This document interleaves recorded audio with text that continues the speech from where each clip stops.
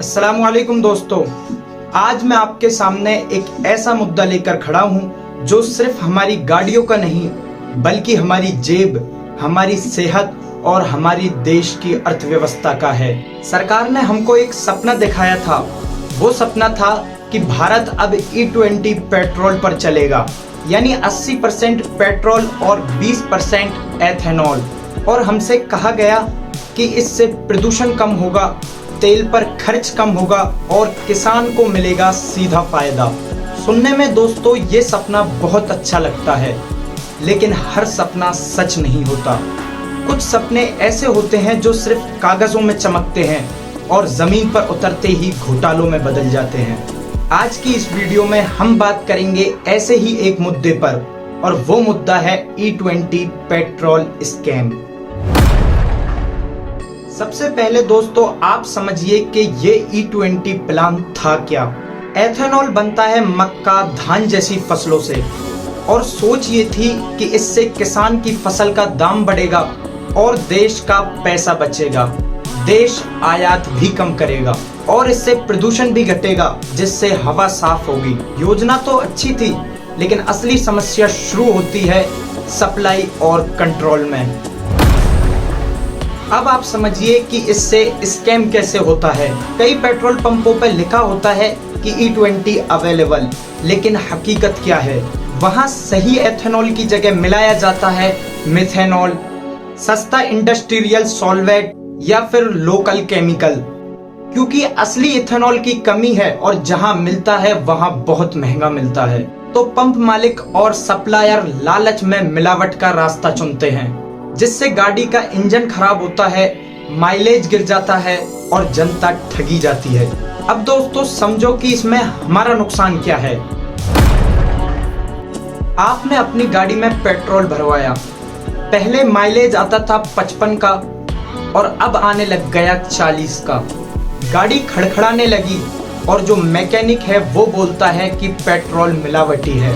आपका नुकसान सिर्फ पैसे का नहीं बल्कि गाड़ी की उम्र और सेहत का भी है, और उससे फिर जब वो जहरीला धुआं निकलता है तो वो हमारी सांसों में भी जाता है। अब दोस्तों हम समझते हैं कि असली खेल क्या है। दोस्तों असली खेल सिर्फ पंपों तक सीमित नहीं है। इसमें शामिल है बड़ी बड़ी कंपनियां जिनकी पहुंच सीधे सत्ता तक है।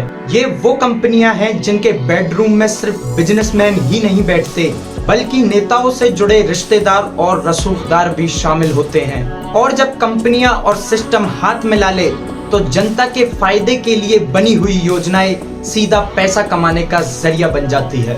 कंपनियां सप्लाई का कंट्रोल अपने पास रखती है और पंप मालिक दबाव में रहते हैं। उनके पास ऑप्शन होता है या तो महंगा तेल बेचो या फिर मिलावट का, और पंप मालिक इस दबाव में रहते हैं कि या तो महंगा तेल खरीदो या फिर मिलावट का तेल बेचो। और इस सब के बारे में ऊपर बैठे हुए लोग जानते हैं, लेकिन अपना मुंह बंद करके बैठे हुए हैं, क्योंकि इस सब खेल में सबका हिस्सा तय है। कोई लाइसेंस से कमाता है, कोई ठेकों से कमाता है, कोई सप्लाई चेन से। और नुकसान किसका होता है? नुकसान होता है हम जैसे आम लोगों का, क्योंकि ये सिर्फ एक फ्यूल स्कैम नहीं है, ये सिस्टमैटिक स्कैम है, जहां कंपनियों और सत्ता की मिली भगत ने जनता को फंसा दिया है। लोग कहते हैं कि अगर असली E20 दिया जा रहा है तो फिर तो कोई दिक्कत नहीं, गाड़ी का इंजन भी खराब नहीं होता और माइलेज भी सामान्य देती है।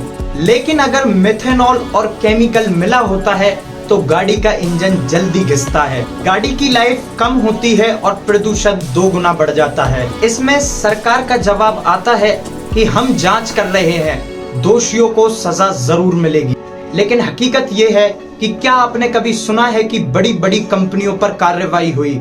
छोटे मोटे लोगों को तो ये यूं ही पकड़ लेते हैं, लेकिन असली खिलाड़ी बच जाते हैं। यही है स्कैम, जहां कानून आम आदमी के लिए तो सख्त है और बड़े लोगों के लिए ढीला। दोस्तों मैं आप लोगों को संदेश देना चाहता हूं, इस स्कैम का असर सिर्फ आपकी गाड़ियों पर नहीं बल्कि आपकी जेब और सेहत पर भी पड़ेगा।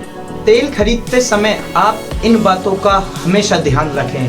पहली है कि पेट्रोल भरवाने के बाद हमेशा बिल लें।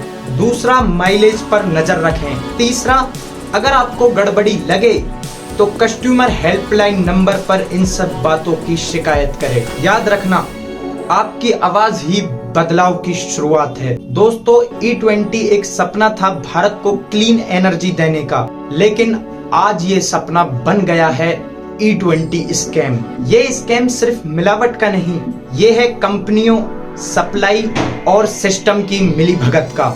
सवाल ये नहीं कि घोटाला कर कौन रहा है, सवाल ये है कि हम सब इस चीज को देखकर भी खामोश हैं। दोस्तों, अब बोलना और सवाल पूछना ही बदलाव की सीढ़ी है।